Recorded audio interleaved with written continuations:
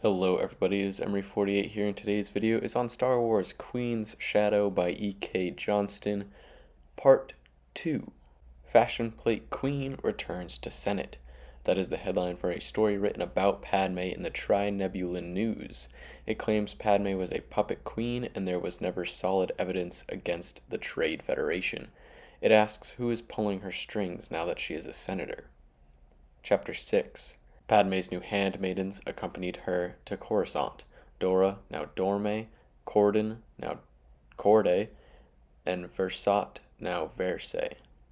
Corde is similar in appearance to Padmé and was already starting to learn Padmé's voice and mannerisms. Verse, Mariek's niece, is a master slicer and she will act as wardrobe handmaiden. Dorme was trained in the same class as Tanra and Typho. Corde and Padmé switched places for one of their last tours of the Senate after being on Coruscant for 5.5 weeks. Someone had reprogrammed Padmé's protocol droid. It tried bringing her to a part of the Senate building that was to be demolished. Senator Organa was also there, and he told them to leave, saving their lives. He did not notice that Corde and Padmé had swapped places. Padmé's handmaidens want to know who would have tried to kill her. Padmé wants to know why Organa was there if it was to be destroyed. Chapter 7. Padmé attended her first Senate meeting. Many of the motions she voted for did not pass. Senator Clovis of Scipio, also a new senator, let her know of a reception for new senators hosted by Chancellor Palpatine. Clovis wanted to learn together. Palpatine greeted Padmé, then introduced her to Senator Mina Bonteri, before having to depart to resolve an issue. Bonteri took Padmé around the party, introducing her to senators that attended the function. Bonteri told Padmé that the real work of the Senate happened at these kind of functions rather than the Senate floor. The handmaidens and Padmé are going to make Amidala more approachable of a personality than when she was queen to better interact with senators as they are colleagues and equals, something she did not have as Queen of Naboo. Chapter 8.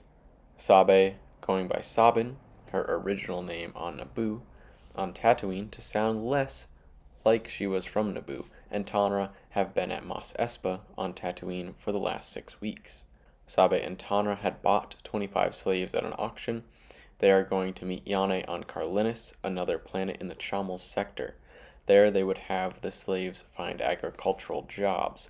Yane would disable the tracking chips they had. Sabe and Tanra delivered the newly freed slaves to Governor Kelma of Carlinus so she could set them up with jobs. Padmé called Sabe after they had returned to Tatooine. Sabe revealed that they were not trusted by any group at Mos Espa. She also revealed that she could not find Shmi Skywalker. The Toydarian did not own Shmi anymore. She was not dead, but Sabe could not find her. Padmé asked Sabe to join her on Coruscant. Sabe and Tanra left immediately after the call. Chapter 9. Sabe and Tanra met Padmé and her pilot Varberos in a Coruscanti nightclub. Corde was acting as Padmé at a senatorial event. A little way into their meeting, Verse sent her a message. It seems their swap was noticed by Typho and Mariek. Padmé was then recognized by Senator Clovis in the club. Varberos took Clovis over to the bar to keep him away from the other three while they finished speaking.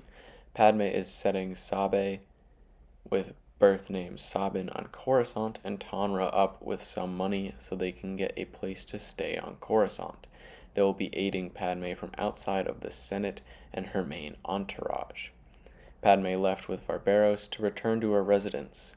Sabe and Tanra waited for a few minutes to not leave with Padmé. Chapter 10. After the swap was discovered by Typho, they have come up with a plan together to always let the guards in on a swap, a difference from queen to senator. Padmé only takes Typho and Mariek with her into the Senate. Sometimes Corde joins. The 3 handmaidens stay back at the residence to do research while Senate is in session. Padmé wants to join a committee to gain respect from other senators. Palpatine refused to let her into his committee on transportation of goods, essentially a committee working on the issues of slavery. He said that if he allowed her to join his committee, it would undermine his authority. She would have to look for a different committee to join. Padmé asked Senator Organa to join his committee on the transportation of construction materials. Organa asked what she knew about the subject. Padmé said she knew nothing, and if she did not land on the committee, it would stay that way. He has accepted her request to join the committee. Padmé chose Organa's committee as Organa is not in Palpatine's inner circle.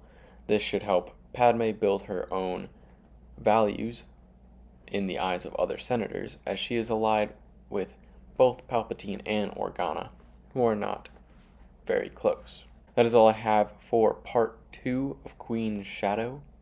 Please let me know any comments or questions you have down below, and I hope you enjoyed this video. Thank you everyone so much for watching, and I hope you have a wonderful rest of your day.